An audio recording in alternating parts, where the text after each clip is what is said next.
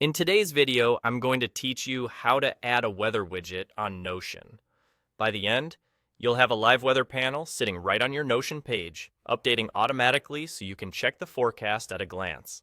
First, you'll need a source for your weather widget, because Notion displays the widget by embedding it from the web.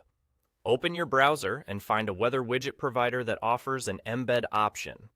You're looking specifically for an embed link, not just the website's homepage. Many generators will let you set your location, units, and style, and then provide a shareable or embed URL. Take a moment to configure the widget the way you want it to look, then locate the embed link they provide. If you see multiple options, choose the one labeled as an embeddable or share link rather than full or HTML code. Next, copy the embed link. Make sure you highlight and copy the entire link exactly as provided. A partial link or a standard page URL may not embed correctly.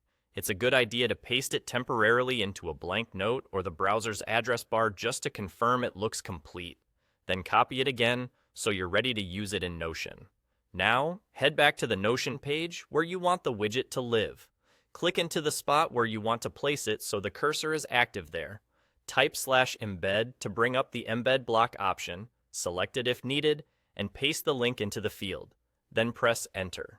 Notion will connect to the link and load the preview. Give it a moment to process.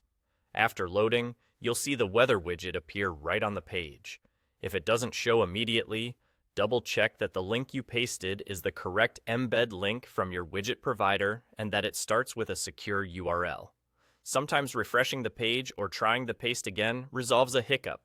If you see a prompt to allow the embed, approve it, so Notion can display the content. Once it's visible, you're done. The widget should update automatically based on the settings you chose at the source. You can keep working on your page around it just like any other block. If you ever want to change the location or style, return to your widget provider, adjust the settings there, and replace the link in Notion with the new embed link. That's all it takes.